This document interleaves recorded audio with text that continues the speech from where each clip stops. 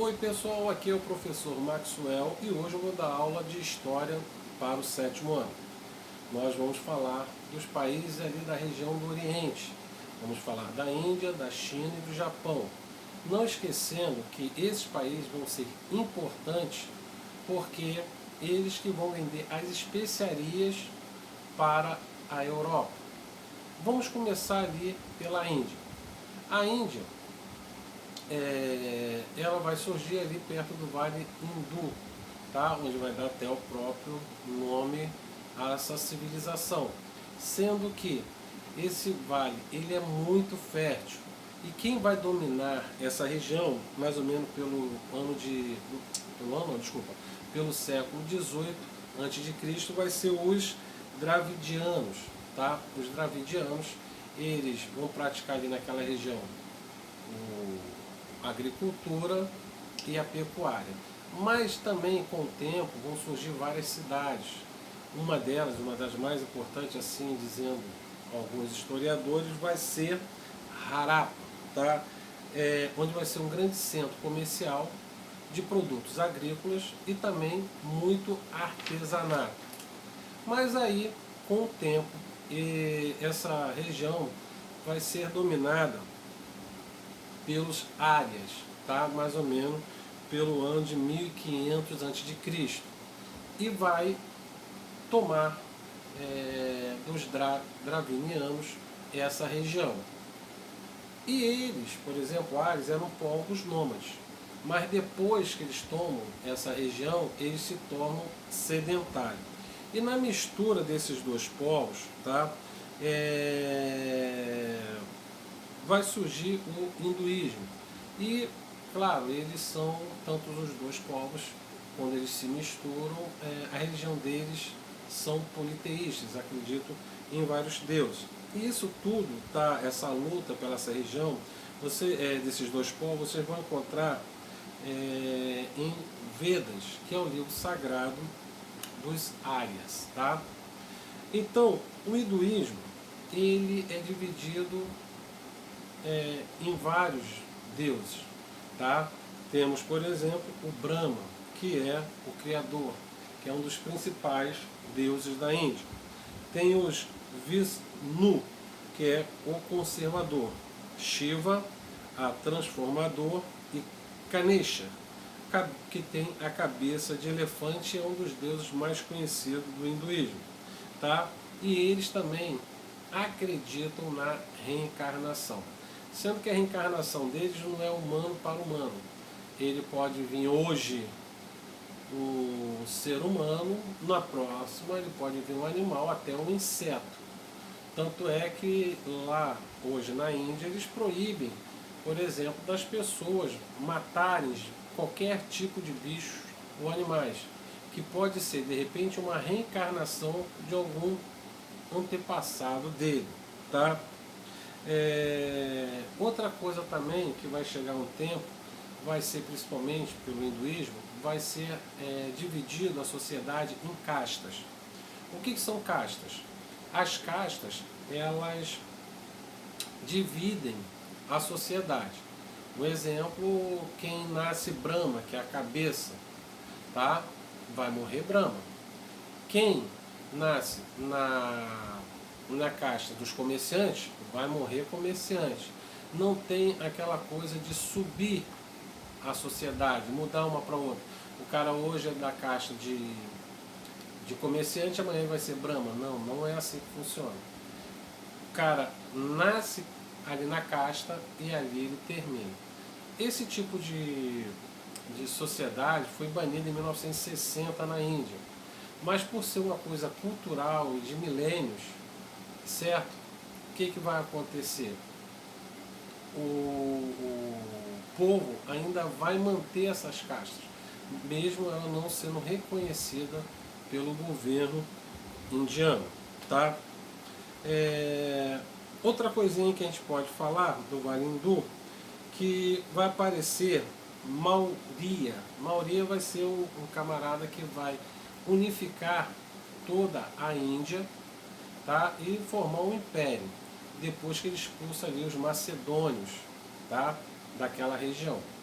E vai chegar uma hora que, depois da morte de Maurya, tá, o território vai começar a se fragmentar novamente e o império acaba terminando. Tá? Depois vai vir o Gupta, tá, o imperador. Ele, por exemplo, vai ser na região um grande comerciante. Tanto é que vai produzir arroz, trigo, pimenta, cravo, canela, noz moscada, algodão. E todo esse material são especiarias, por exemplo, na Europa. Eles vendem também ali para a China, mas depois vai começar a vender também para a Europa. Principalmente ali para a região de Veneza, de Milão, na qual eles têm contato mais próximo.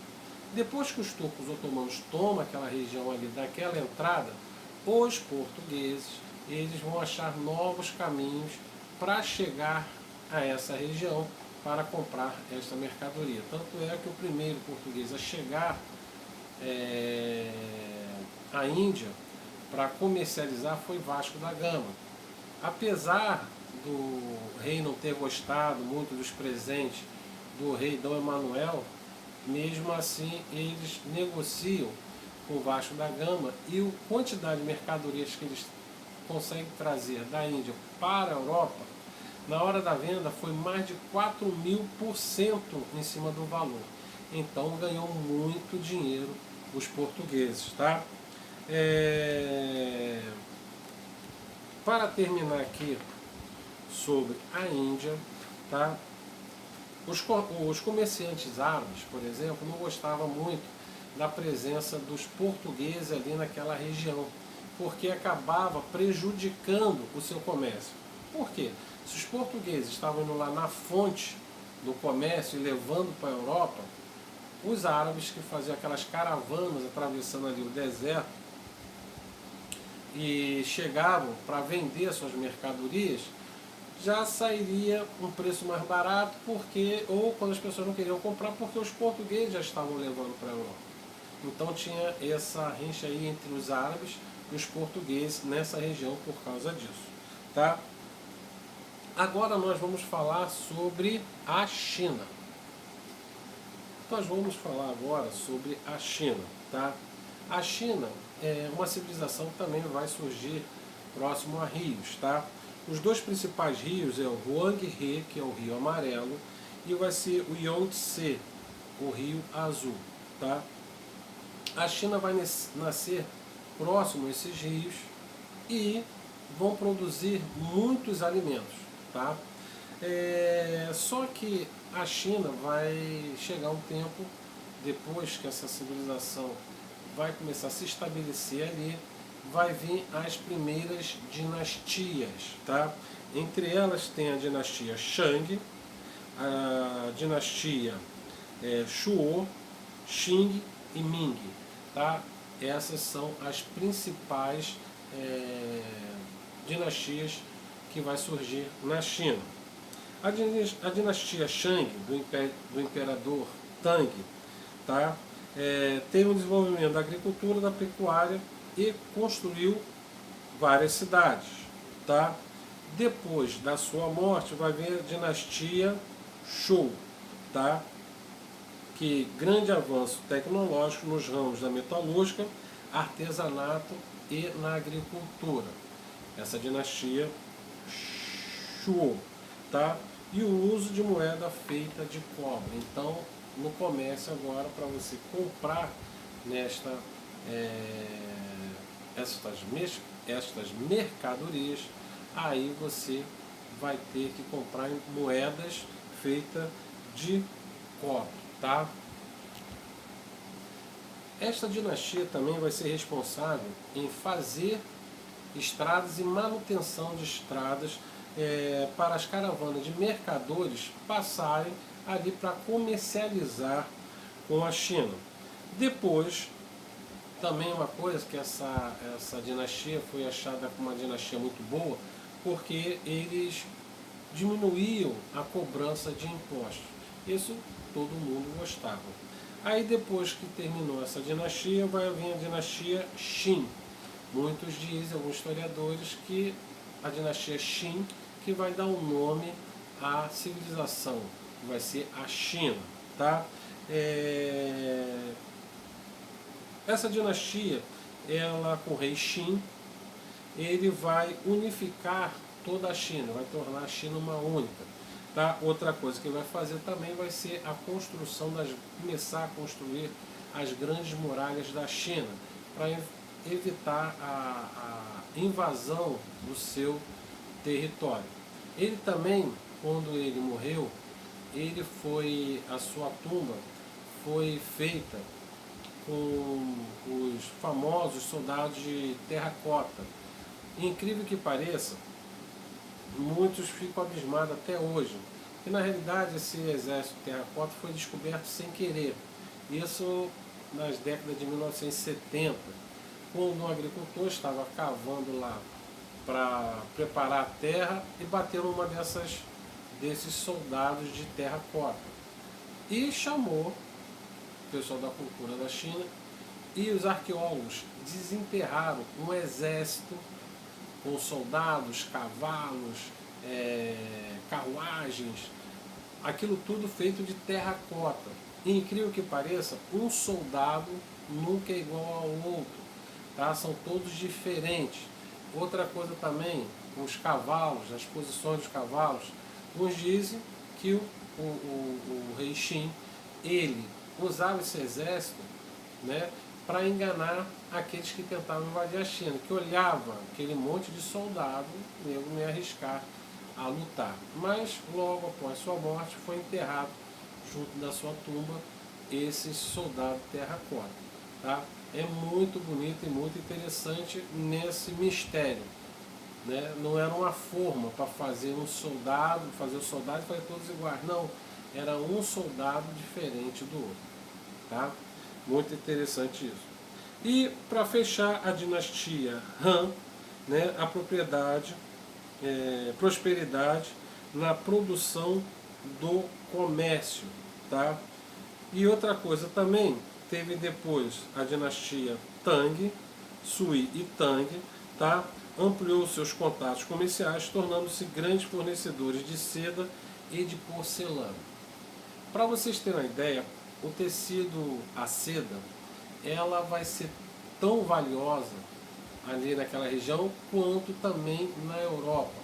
Quando os portugueses, os primeiros comerciantes, né, ali da Península Itálica, levou a seda para a Europa, tanto é que era um tecido muito caro e só os nobres e os reis poderiam vestir desse tecido, para vocês verem como é. E a porcelana também vai ser muito importante, tanto é que vai ter a Companhia das Índias, que vai ser vários países, cada um vai ter a sua Companhia das Índias, que vão levar essa porcelana. Tanto é que essa porcelana até hoje é chamada porcelana das Companhias das Índias. Quando você for por exemplo, no antiquário, aí tá lá, a porcelana da dinastia Shang. Aí você vê isso, sabe, porque tem assinatura embaixo dessa porcelana. E não vou mentir não, hein? Tem que tomar cuidado porque elas são muito caras, tá? Claro que hoje nós sabemos que tem algumas porcelanas que chegam da China, certo? Mas é um preço mais acessível que uma porcelana hoje, né? Fabricada hoje. Mas as porcelanas mais antigas, elas têm um grande valor comercial. Para vocês terem uma ideia, por exemplo, a Dom Pedro I, quando teve a independência do Brasil, ele vai encomendar um prato de porcelana na China com o brasão da família imperial e a independência do Brasil. Hoje esses pratos também são raros. Se você tiver em casa um prato desse, observa aí que de repente vocês estão com uma fortuna em casa e não sabem, tá? Agora vamos falar do Japão. O Japão nós sabemos que é uma ilha, tá? E é uma ilha feita de vulcões, né? Que nasceu aí naquela região e como é uma área com muitos vulcões, e as ilhas do Japão não foi diferente, tá? Claro, dizem, né, na lenda, que o Japão surgiu quando os deuses botou a espada na água e quando levantou, as gotas que caíram formaram o arquipélago do Japão, tá? Uma coisa que eu esqueci de falar aqui da China, deixa eu ver aqui se eu falei tudo da China, tá? Outra coisa da China, esqueci sim, tá? Esqueci de falar sobre a religião, tá? Só para a gente fechar aqui, a gente falar do Japão, tá? Tinha o taoísmo e tinha o budismo, sendo que o budismo ele veio da Índia, tá? O budismo não foi criado na China, é uma religião que veio da Índia, tá? E tinha o taoísmo, né? Ele vai ser criado, né, por Confúcio. Confúcio, ele não é assim um deus, ele é apenas um filósofo que começa a tentar explicar os problemas sociais, políticos, através da filosofia, tá? Tanto é que tem um filme que tem o Jack Chan, esqueci o nome do filme, que ele fala assim, que o rapaz lutava karatê e começou a falar, eu luto karatê, eu sei isso, eu sei aquilo, mas eu quero aprender o karatê. Aí ele pega uma caneca com chá e começa a encher o copo do rapaz. E de repente o copo começa a transbordar e o rapaz falou assim, ué, por que você tá jogando chá fora, transbordou? Aí ele fala, ué, para que você quer aprender se a sua xícara já está cheia? Se ela já está cheia, se eu der mais conhecimento, ela vai transbordar. Então ele quis dizer o quê? Se o rapaz já tinha conhecimento, ele tinha que ir para ensinar ele. Tá? Então era mais ou menos, eles falavam tudo filosofando. Onde, por exemplo, vai ter o Yang e o Yong, tá? Que vai ser o bem e o mal, que vão estar sempre juntos. Vai ser dentro desse nível, dessa religião. Tá? Agora vamos falar do Japão, tá? O Japão é uma ilha, como eu contei aqui no sentido mitológico da coisa, como nasceu o Japão. O Japão, ele, na qual vai ter o seu imperador, e ele é considerado uma divindade, filho do Sol, tá? Então, ele é uma divindade. O imperador japonês é uma divindade. Mas vai chegar um tempo que o Japão ele vai ser ocupado, não é a palavra que eu queria, ele vai ser dominado pelos shoguns.